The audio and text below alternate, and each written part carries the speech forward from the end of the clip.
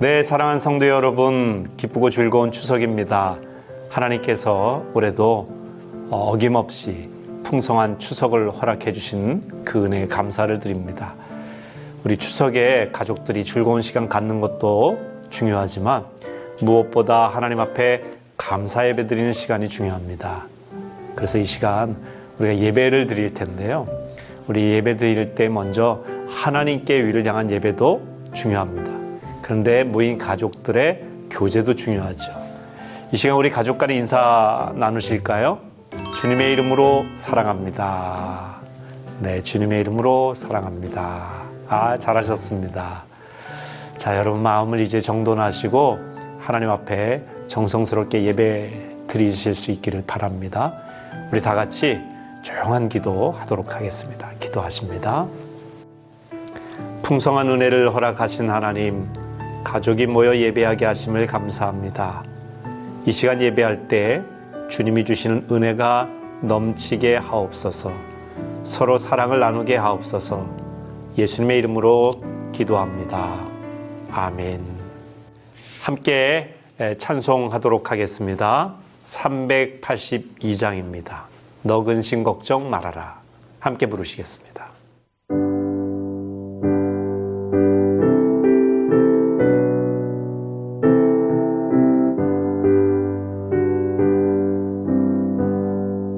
너 근심 걱정 말아라. 주 너를 지키리. 주 날개 밑에 거하라. 주 너를 지키리. 주 너를 지키리. 아무 때나 어디서나 주 너를 지키리. 늘 지켜주시리.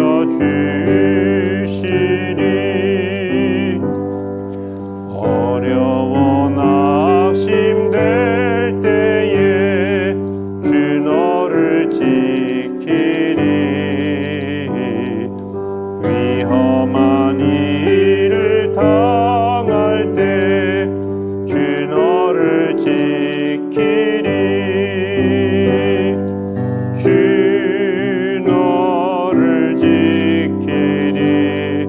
아무 때나 어디서나 주 너를 지키리. 늘 지켜주시리. 너 쓸 것 미리 아시고 주 너를 지키리. 구하는 것을 주시며 주 너를 지키리. 주 너를 지키리. 아무 때나 어디서나 주 너를 지키리. 늘 지켜주시리. 어려운 시험 당해도 주 너를 지키리. 구주의 품에 거하라. 주 너를 지키리. 주 너를 지키리. 아무 때나 어디서나 주 너를 지키리. 늘 지켜주시리.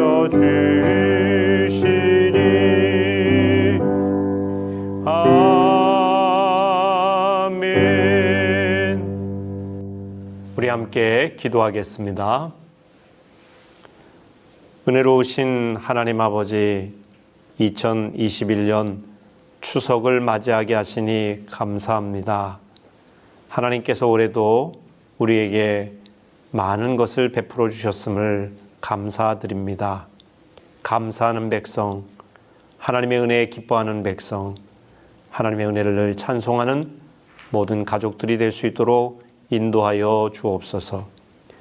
코로나19의 어려운 상황 속에서 맞이하는 추석이지만 하나님의 은혜는 여전히 계속되는 줄 믿습니다.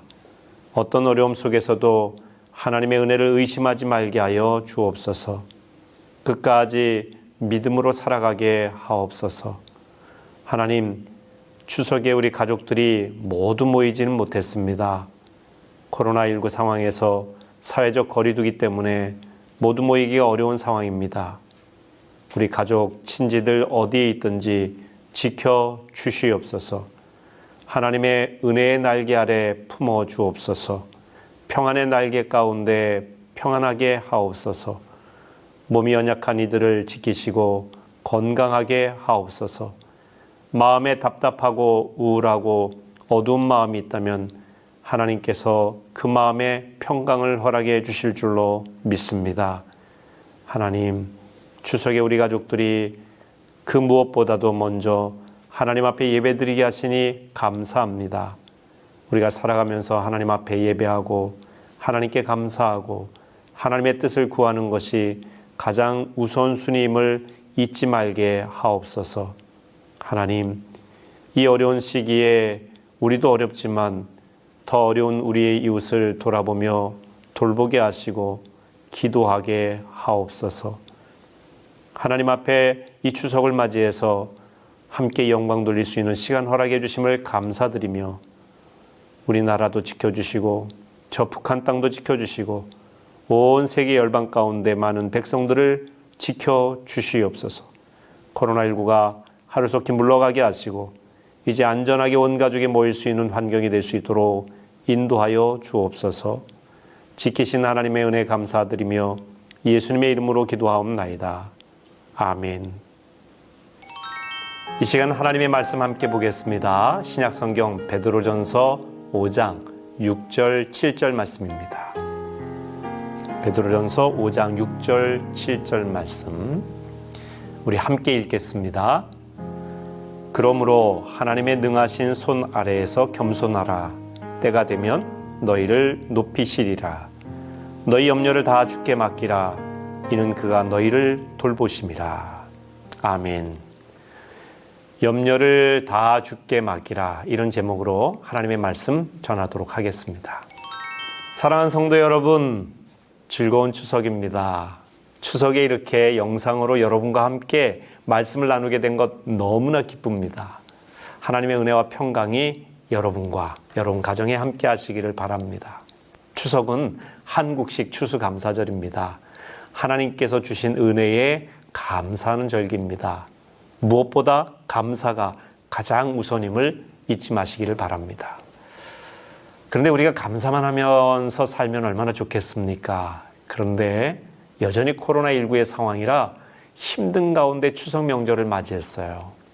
가족들이 다 모이지도 못하는 안타까운 상황이기도 합니다.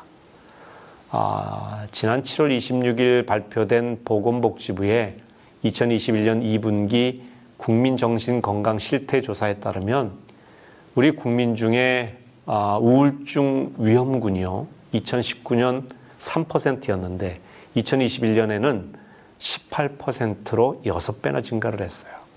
코로나19 발생 이후에 많은 사람들이 우울감을 호소합니다.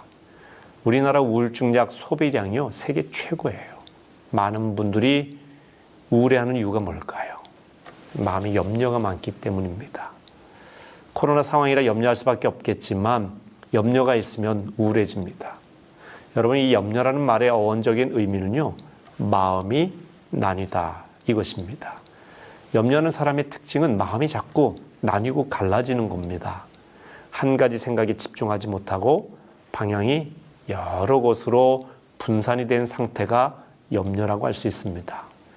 마음과 생각이 분산되면 불안하고 걱정이 많아집니다. 염려증에 시달리게 돼요. 염려를 통해 이룰 수 있는 일은 아무것도 없습니다.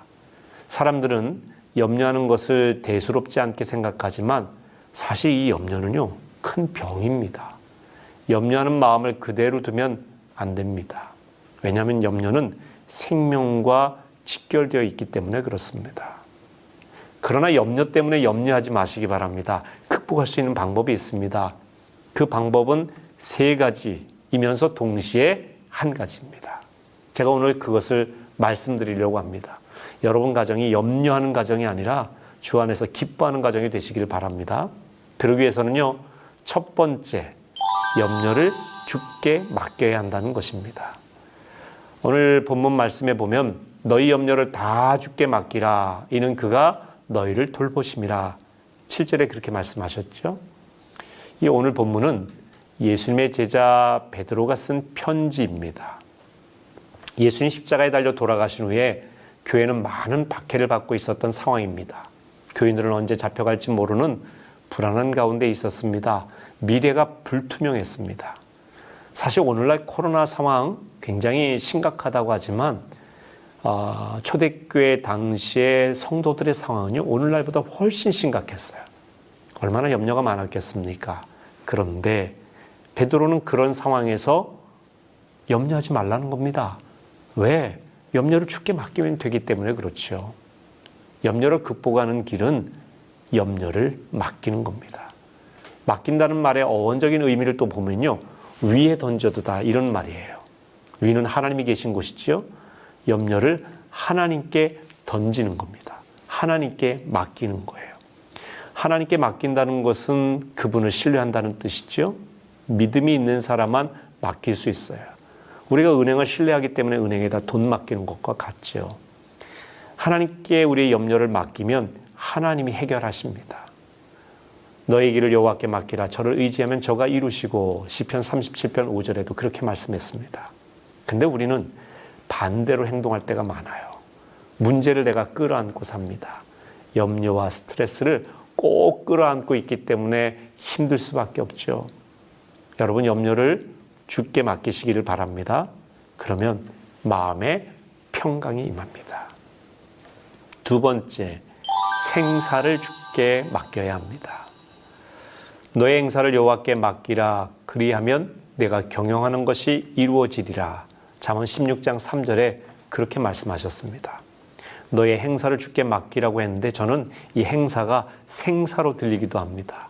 우리의 행사, 우리의 생사, 우리의 화복, 우리의 모든 삶 하나님께 달려 있습니다. 믿음으로 하나님께 맡기면 하나님이 가장 좋은 길로 인도하실 것입니다. 그러나 맡기지 못하고 염려하면 생명이 위협을 받습니다. 사람이 염려가 많아지면 잠을 자지를 못해요. 불면증이 생깁니다. 여러분, 위대한 종교개혁가 마틴 루터도요, 한동안 불면증으로 굉장히 고생을 많이 했습니다.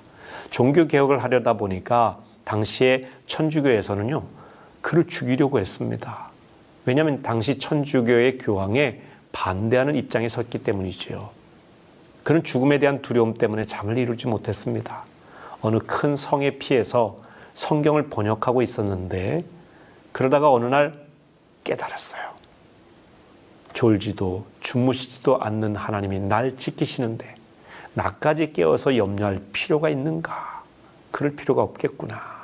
이 깨달음이 탁 오는 순간 그때부터 편안하게 잠들 수 있었다고 합니다. 생사를 주께 맡긴 것이지요.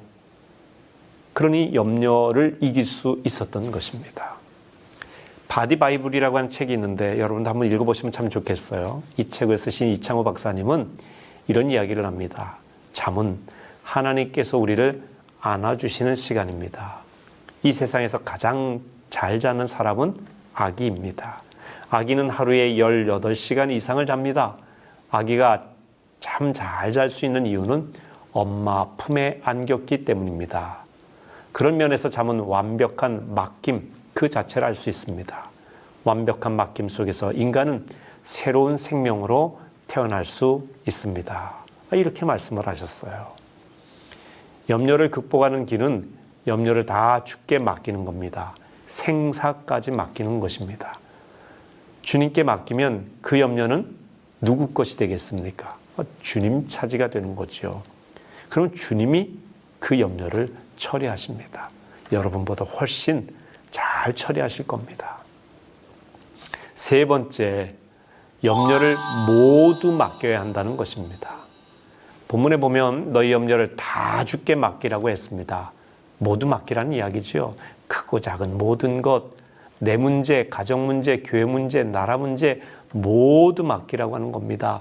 내 내면에서 일어나는 문제, 외적인 문제 모두 맡기시라는 겁니다. 그런데 염려를 맡기라는 말씀 이전에 오늘 6절 말씀에 보면 겸손하라고 권면했습니다. 염려와 겸손은 밀접한 관련이 있습니다.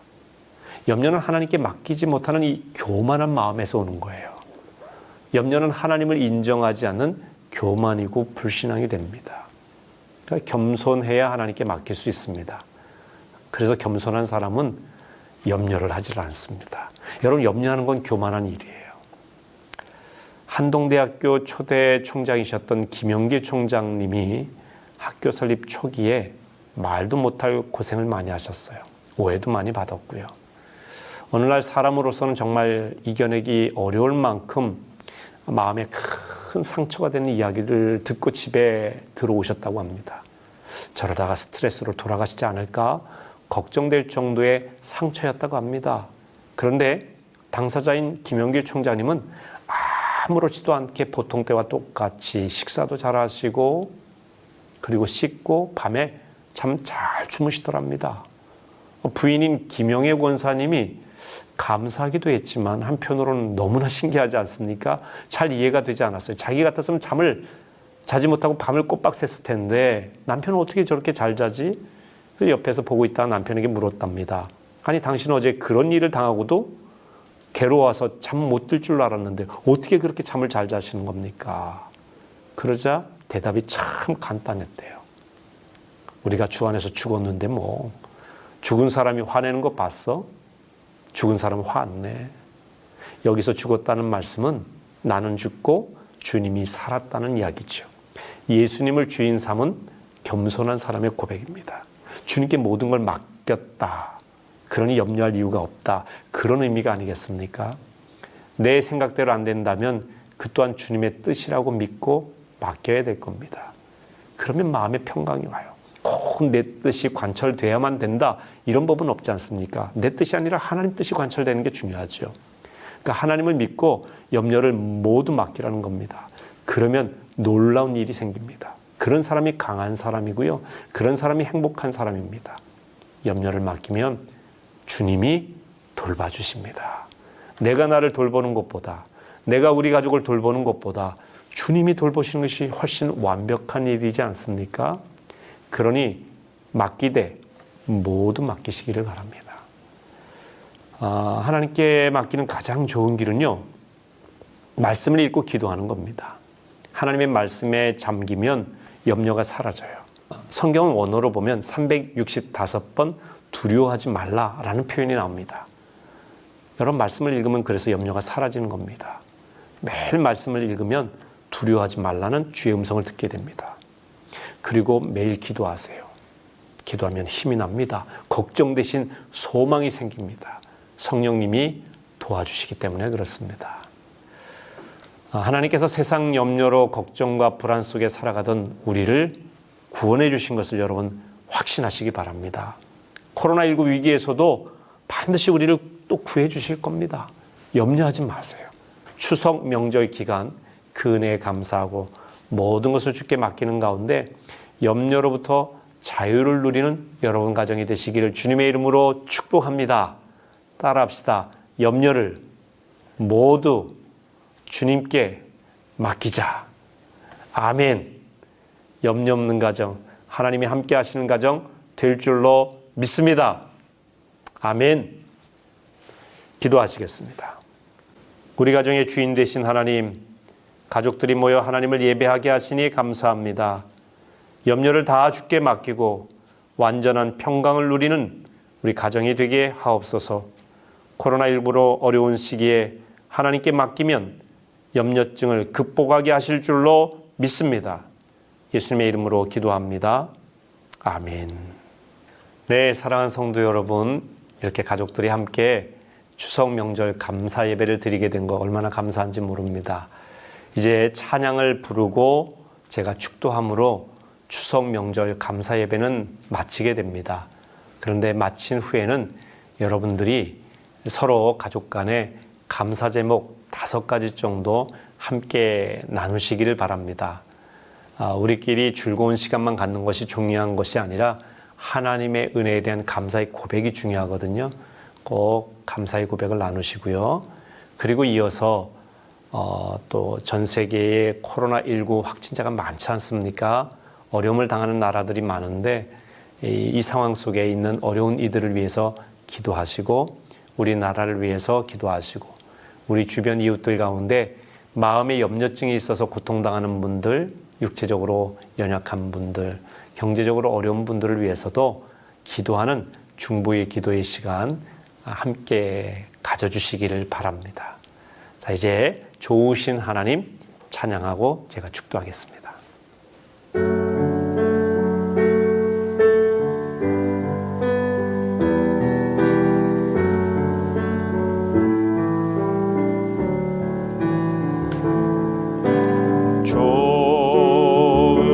좋으신 하나님, 좋으신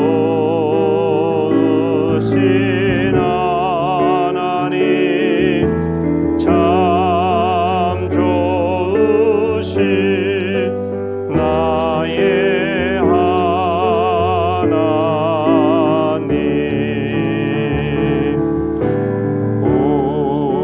우리의 기도를 응답해 주시는 참 좋으신 나의 하나님,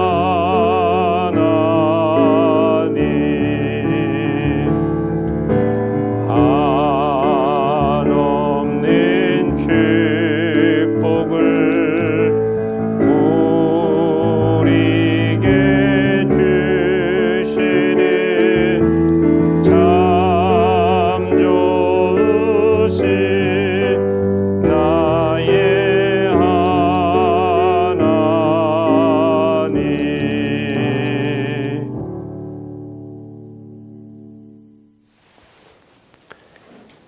이제는 우리 구주 예수 그리스도의 크고 놀라우신 은혜와 하나님 아버지의 무한하신 사랑하심과 성령의 동행하심이 오늘 함께 예배드린 모든 가족들 위해 이제부터 영원토록 함께 하시기를 간절히 축원하옵나이다. 아멘.